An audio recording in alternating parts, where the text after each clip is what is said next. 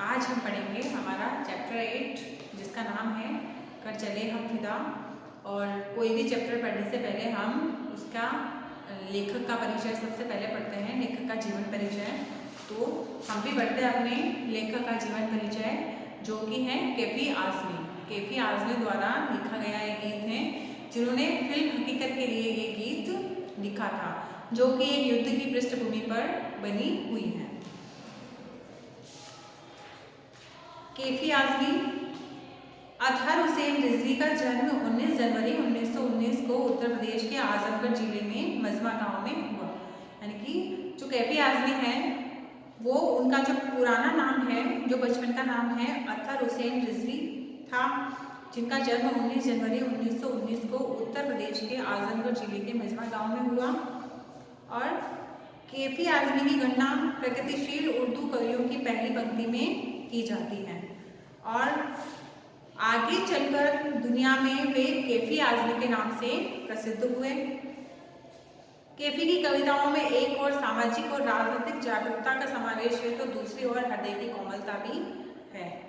अपनी युवावस्था में मुशायरों में वाहवाही पाने वाले कैफी आज़मी ने फिल्मों के लिए सैकड़ों बेहतरीन गीत भी लिखे हैं। 10 मई 2002 को इस दुनिया में रुखसत हुए। कैफी के 5 कविता संग्रह झंकार, आखिर शब्द, आवारा सुनदे, सरमाया और फिल्मी गीतों का संग्रह है इनका मेरी आवाज़ सुनो आदि प्रकाशित हुए। यानी कि इनकी प्रमुख रचनाएं हैं झंकार, आखिर शब्द, सरमाया, आवारा सुनदे और मेरी आवाज़ सुनो। जो मेरी आवाज़ सुनो है वो एक फिल्मी गीतों का संग्रह है और ये दुनिया से कब रुखसत हुए? 10 मई 2002 को ये दुनिया से इन्होंने विदा ले ली। और अपने रचना कार्य के लिए इन्हें साहित्य अकादमी पुरस्कार सहित कई बड़े पुरस्कारों से नवाजा गया। ये कलाकार परिवार से थे और इनके जो 3 बड़े भाई हैं वो भी शायर थे और इनकी पत्नी शौकत आज़मी और इनकी पुत्री शबाना आज़मी मशहूर अभिनेत्रियां हैं।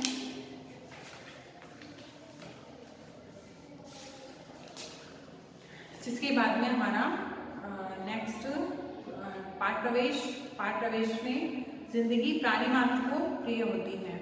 जिंदगी सभी प्राणियों को प्रिय होती है, कोई भी इसे यूं ही नहीं खोना चाहता, यानी कि कोई भी व्यक्ति इसे यूं ही नहीं गंवाना चाहता।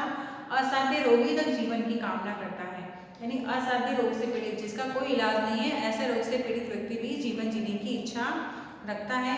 जीवन की रक्षा, सुरक्षा और उसे जिलाए रखने के लिए प्रकृति ने न केवल तमाम साधन ही उपलब्ध कराए हैं, सभी जीव जंतुओं में उसे बनाए और बचाए रखने की भावना भी पिरोई है। यानी प्रकृति ने जीवन की रक्षा के लिए, सुरक्षा के लिए और उसे जिलाए रखने के लिए मतलब बहुत सारे साधन उपलब्ध कराए हैं, लेकिन ऐसी मनुष्य में ऐसी भावनाओं का विकास भी किया है कि वह अपने जीवन की रक्षा कर सके।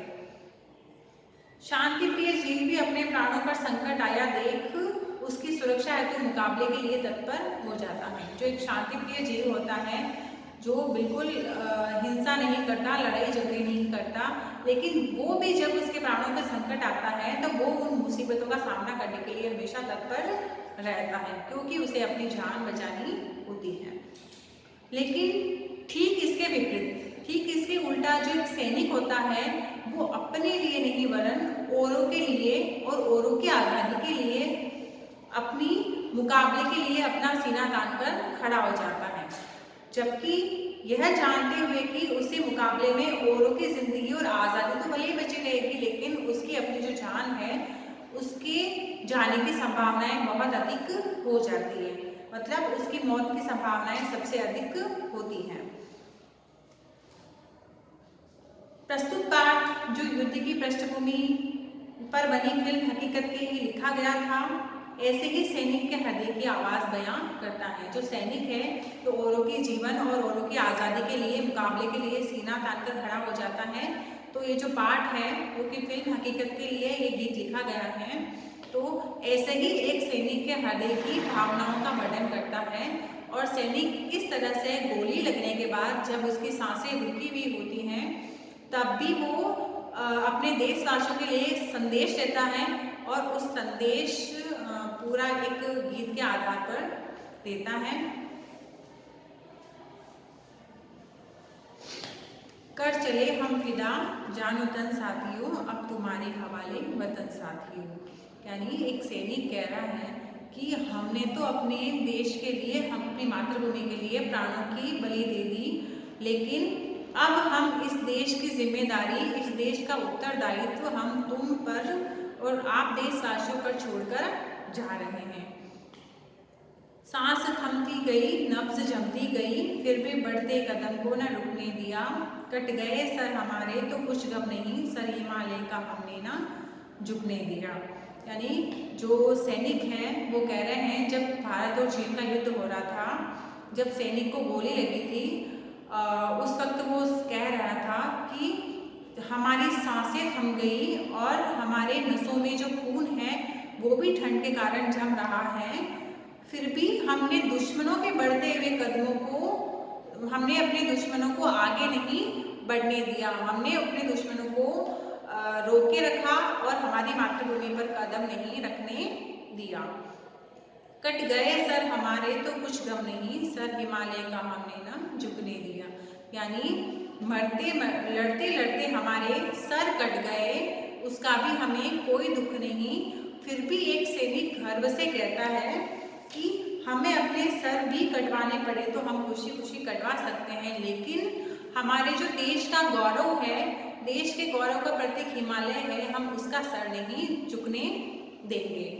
मरते मरते रहा बाकपन साथियों, अब तुम्हारे हवाले वतन साथियों। यानी कि जब हमारी सांसें रुक रही थी तब भी हमने वीरता के साथ दुश्मनों का मुकाबला किया, और अब इस देश की जिम्मेदारी आप लोगों पर, आप देशवासियों पर छोड़कर जा रहे हैं। जिंदा रहने के मौसम बहुत है मगर जान देने की रुत रोज आती नहीं, हुस्न और इश्क दोनों को रुसवा करे वो जवानी जो खून में नहाती नहीं। यानी जिंदा रहने के मौसम तो आपके पास, जिंदा रहने के मौके तो आपको बहुत बार मिलेंगे, अपनी ज़िंदगी जीने के लिए आपको बहुत अवसर मिलेंगे, लेकिन अपने देश के लिए प्राणों की बलि देने की जो खुशी है वो आपको कभी कभी ही मिलती है। यानी कि जो सैनिक है वो एक भी मौका अपने देश के लिए मर मिटने का एक भी मौका नहीं खोना चाहता।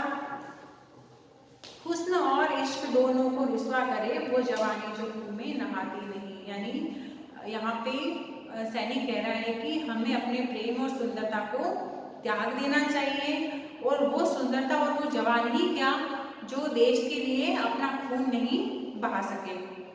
आज धरती बनी है दुल्हन साथियों, अब तुम्हारे हवाले वतन साथियों।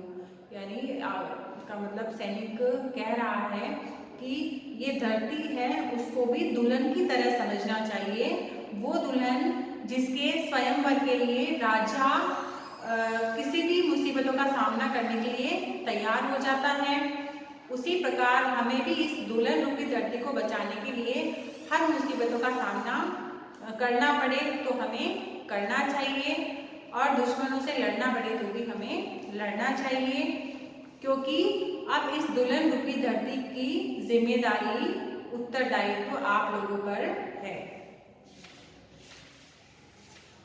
राह कुर्बानियों की न वीरान हो, तुम सजाते ही रहना नए काफिले, फतेह का जश्न इस जश्न के बाद है, जिंदगी मौत से मिल रही है गले। यानी राह कुर्बानियों की न वीरान हो, जो हमने तो अपने देश के लिए प्राणों की बलि दे दी, प्राण न्यौछावर कर दिए, लेकिन ये जो सिलसिला है वो कभी रुकना नहीं चाहिए, ये निरंतर चलते रहना चाहिए। तुम सजाते ही रहना नए काफिले, और तुम एकजुट होकर इस देश की रक्षा के लिए तैयार रहना। फतेह का जश्न इस जश्न के बाद है, जिंदगी मौत से मिल रही है गले। यानी कि आपकी जीत की खुशी, आपने जब मातृभूमि के लिए आप प्राणों की बलि देते हैं तो उस खुशी के साथ वो खुशी दुगनी हो जाती है, और ऐसा लगता है जैसे जिंदगी मौत से गले मिल रही हो। बांध लो अपने सर पे कफन साथियों, अब तुम्हारे हवाले वतन साथियों। यानी कि हमें अपने सर पर कफन रूपी चुनरी को बांधने के लिए हमेशा तैयार रहना चाहिए, हमें अपने देश के लिए मर मिटने के लिए हमेशा तैयार रहना चाहिए। और सैनिक कह रहा है कि अब तुम लोगों के हाथ में ये वतन की डोर है और इस देश की रक्षा करना अब तुम्हारा धर्म है। खींच दो मुंह से जमीन पर लकीर, इस तरफ आने न पाए रावण कोई, तोड़ दो हाथ अगर हाथ उठने लगे, छू न पाए सीता का दामन कोई, राम भी तुम ही लक्ष्मण साथी हो, अब तुम्हारे हवाले वतन साथी हो। यानी सैनिक कह रहा है कि जिस तरह से लक्ष्मण ने एक रेखा खींची थी, उसी तरह तुम भी अपने खून से एक लकीर, एक रेखा खींच दो लक्ष्मण रेखा की भांति, ताकि कोई भी रावण रूपी दुश्मनों को यहाँ पे रावण बताया गया है कि कोई भी रावण रूपी दुश्मन जो इस लकीर को, इस रेखा को पार नहीं कर पाए। तोड़ दो हाथ अगर हाथ उठने लगे, छू न पाए सीता का दामन कोई। यानी कि जो इस धरती को है, उन्होंने मातृभूमि को है सीता के आंचल के जैसा बताया है कि इस आंचल के तरफ अगर कोई भी हाथ उठता है तो उस हाथ को उसी समय तोड़ देना चाहिए। राम भी तुम ही लक्ष्मण साथी हो, अब तुम्हारे हवाले वतन साथी हो। यानी कि इस मात्र